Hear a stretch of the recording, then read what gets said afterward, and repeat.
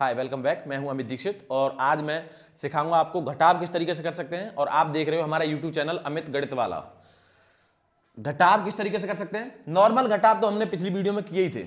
Normal घटाव में तो कोई दिक्कत है नहीं भाई। अगर इस तरीके घटाव अगर आपका होता था 8 4 6 3 6 2, तो ये तो नॉर्मल घटाव था, यानी इसके डंडे आप लिख सकते हो अलग या फिर काउंट कर सकते हो। जैसे 6 है तो 6 को मैं ले सकता हूं यहां पर कंप्लीट, मेरा 6 यहां इस पर होता है मेरा फिंगर। और उसके बाद 2 था तो 2 मेरा कम करते जाओ, जैसे 6 इसमें से 2 निकाल दूं, मेरे पास क्या बचा यहां तक 1 2 3 4, तो मैं 4 यहां लिख सकता था। ऐसे ये 6 है तो 6 को कंप्लीट अपनी फिंगर को 6 पे लेके जाओ, ये जो डब्बे बने हुए, तो 6 मेरा यहां तक है। इसके बाद मुझे माइनस करना है 3, यानी 3 कम कर दो यहां से, 1 2 3, तो मेरे पास क्या बचेगा 1 2 3। इस तरीके से मैं निकाल सकता था, या फिर अगर मुझे इस तरीके से भी समझ में नहीं आता था तो मैं डंडे खींच करके निकाल सकता था। यानी जैसे 6 है तो 6 डंडे खींच लिए मैंने, उसके बाद ये 2 है तो 2 डंडे और खींच लिए, और ये 2 डंडे से 2 डंडे काट दिए, तो मेरे पास क्या बच गया यहाँ पर 1 2 3 4। इस तरीके से मैं नॉर्मल घटाव कर सकता था। तो नॉर्मल घटाव आपकी समझ में आ गया होगा। अब हम करते हैं सबट्रैक्ट विद बोरोइंग, यानी हासिल के घटाव विद बोरोइंग। हासिल के घटाव किस तरीके से कर सकते हैं हम। अब इसमें अगर आपको संख्या दी हुई है और संख्या के नीचे बड़ी संख्या आती है तभी हम बोरोइंग यानी कैरी लेकर के चलते हैं, और उसी में तब हम हासिल के घटाव उनको करते हैं। अब कैसे ये चीज समझते हैं। जैसे संख्या आपके पास है 8 4 6 7 0 6, इस तरीके से। तो समझने का चीज क्या है कि घटाने के लिए हमेशा बड़ी संख्या ऊपर होनी चाहिए, यानी अगर ऊपर बड़ी संख्या है तब तो मैं आसानी से घटा सकता हूं, तब तो कोई दिक्कत है नहीं। लेकिन अगर ऊपर वाली बड़ी संख्या नहीं है, छोटी संख्या है, तो उसमें हम किस तरीके से घटाएंगे ये चीज आज हम लोग समझते हैं। मान लीजिए यहां 0 है, यहां 6 है, तो मैं इतना तो जानता ही हूं कि 0 छोटी है और 6 मेरी बड़ी है। तो 6 मेरी बड़ी है, इसको मैं नहीं घटा सकता 0 में से। भाई सपोज दैट आप इतना मान सकते हो कि अगर मुझसे किसी बंदे ने पैसे उधार लिए हैं तो मेरे पास अब वो पैसा मैं लेना चाहता हूं उससे, उसके पास पैसा नहीं है, तो वो क्या करेगा। मान लीजिए एक नॉर्मल एग्जांपल से समझते हैं। ये कोई आदमी है ए और ये है बी, ये है सी। इस तरीके से आप एक सवाल पे ही फोकस कीजिए कि ये आपका लास्ट वाला है ये, और ये आपका बीच वाला है, और ये आपका फर्स्ट वाला है। तो इस तरीके से अगर मुझे अब समझने की चीज देखना इसमें कि अगर इसने पैसे लिए थे, इसके पास मान लीजिए 5 रुपए का कर्जा है, 4 रुपए का मान लीजिए, इधर 6 और इधर इस पे कोई कर्जा नहीं है, ये फ्री है अपना, इसके पास इतने रुपए हैं। अब इस पे कर्जा है 6 रुपए का, तो और इस पे अगर ये इसमें से 1 रुपया अगर दे देता है तो इस पे भी कर्जा हो जाएगा, इस पे भी कर्जा हो जाएगा। लेकिन अब मान लीजिए ये तो इसका फ्रेंड है, इसका फ्रेंड ये है, तो इस पे कर्जा नहीं है किसी का भी, तो ये क्या करेगा, इसके पास कर्जा है तो इसे चुकाने के लिए क्या करेगा, किसी और बंदे से कहेगा। तो ये अपने यार के पास गया, कहने लगा यार मुझे पे कर्जा है और मुझे देना है, तो तू यार मुझे कुछ पैसे दे दे।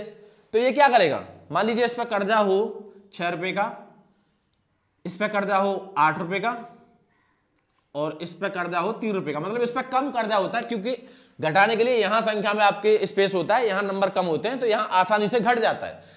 अब इस पैसे अगर वो कहता है यार मुझे कर्जा दे दीजिए, मुझे कुछ पैसा दे दीजिए, दूसरे का देना है, अब इसके पास होगा तभी तो ये सिर्फ दे पाएगा। अब मान लीजिए इसके पास कुछ रुपए पड़े हैं और कुछ उसके कम भी हैं, तो ये कहने लगा ठीक है भाई तू मुझसे कर्जा ले ले भले ही, लेकिन मुझे लौटा दियो। तो इसके बाद नहीं लौटा पाया, मान लीजिए इसके पास, अब कर्जा देते कैसे, देखो यहां से केवल 1 रुपए का ही कर्जा दिया जाता है, जो दहाई में परिवर्तित होकर के 10 बन जाता है। अब यहां से इसने 1 रुपया दिया तो इसके पास कितना हो गया, 4 तो उसके पास पहले ही थे, पहले था, और 10 और जोड़ दिया तो कितना हो गया इसके पास 14 रुपए। तो 6 इसने कर्जा दे दिया, इसके पास कितना बच गया 8। अब यहां पर कितना था, यहां पर 6 रुपए कर्जा था, इसने 1 और दे दिया तो इसके पास कितना बचा 5। अब 5 में इसके पास भी 8 रुपए कर्जा है, तो ये तो अब यहां नहीं जा सकता ना भाई, इसने तो खुद दिया है उसे। अब ये क्या करेगा, ये अपने आगे वाले से कहेगा भाई यार कुछ कर्जा दे दे, मेरे पास कर्जे वाले डोल रहे हैं, मेरे पास कर्जे वाले घूम रहे हैं।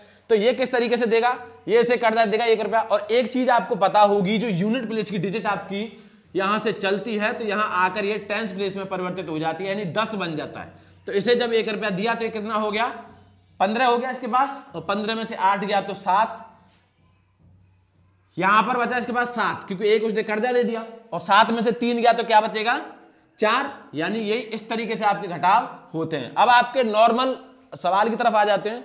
अगर आपको घटाना है तो ऊपर वाली संख्या बड़ी होनी चाहिए, तभी आप नीचे वाली संख्या को घटा पाओगे, अन्यथा नीचे वाली संख्या नहीं घटेगी।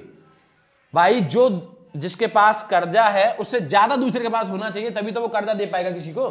अब इस तरीके से मैं घटाता कैसे, देखिए यहां 0 है, अब 0 इसके पास 6 रुपए का कर्जा है, तो यह क्या करेगा, आगे वाले से कर्जा लेगा, यानी यहां से लेगा। और मैंने आपको बताया कि हमेशा एक ही लिया जाता है, इससे ज्यादा नहीं लिया जाता, क्योंकि एक चेंज होकर के 10 के रूप में परिवर्तित हो जाएगा, यानी दहाई के प्लेस में आ जाएगा। यहां से लेंगे तो यहां पर कितना आएगा, ये 10, 10 में से 6 गया तो क्या बचेगा, 4। यहां पर 6 था, इसमें से अगर उसने लिया 1 तो यहां पर क्या बच गया, 5। अब इसके पास और ज्यादा है, इसके पास भी 7 रुपए का है, तो अब इसे उसे घटाने के लिए क्या करेगा, ये और इसके आगे वाले पे से लेगा। आगे वाला क्या है आपका, 8 है, यहां से इसने लिया तो इसके पास कितना बच गया, 15 हो गया इसके पास।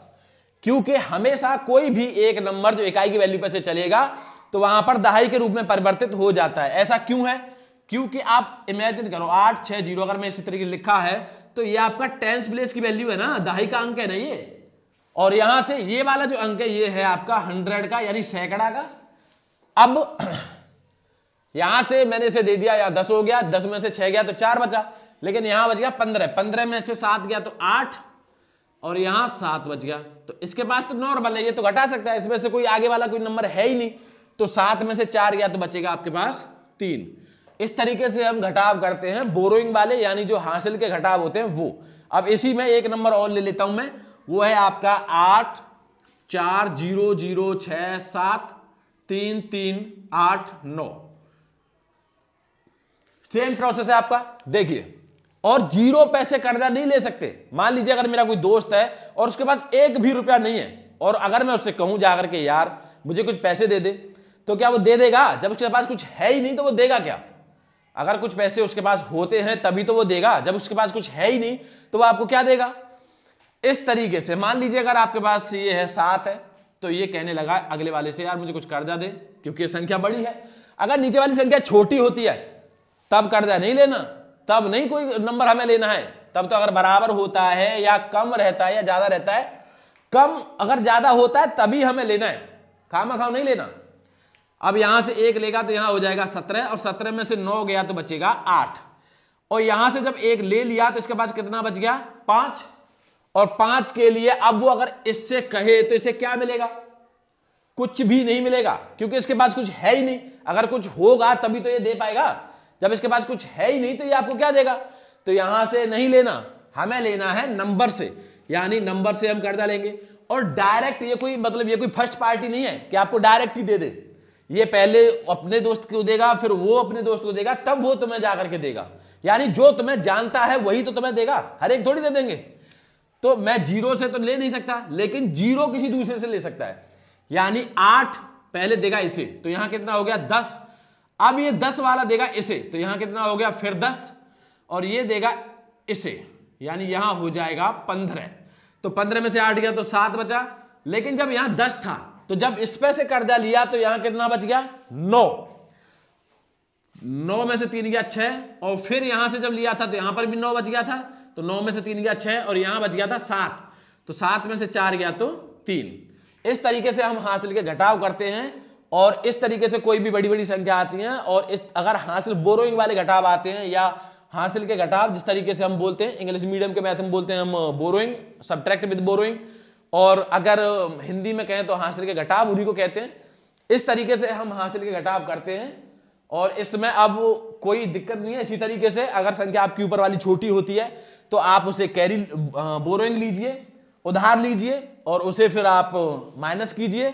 लेकिन एक चीज का ध्यान रखना कि जो टेंस प्लेस की वैल्यू पे से जो नंबर चलता है वो परिवर्तित टेंस में ही होता है। यानी हम मान के तो चलते हैं, जैसे एक नंबर हमने लिया है 2 1 4 6, अगर मैं यहां से बोरोइंग लेता हूं तो ये आपका टेंस में परिवर्तित होगा, तो यहां से एक इकाई यूनिट प्लेस की डिजिट ही आपकी परिवर्तित होती है टेंस में, क्योंकि अगर देखा जाए तो ये आपकी टेंस प्लेस की ही डिजिट होती है। अगर मैं 24 अलग लिखूं तो ये भी तो आपकी टेंस प्लेस की डिजिट है। इस तरीके से हम घटाव करते हैं। आई होप समझ में आ गया होगा, और अगर वीडियो थोड़ी सी भी इंफॉर्मेटिव लगी हो तो प्लीज चैनल को सब्सक्राइब कर दें। Thank you very much.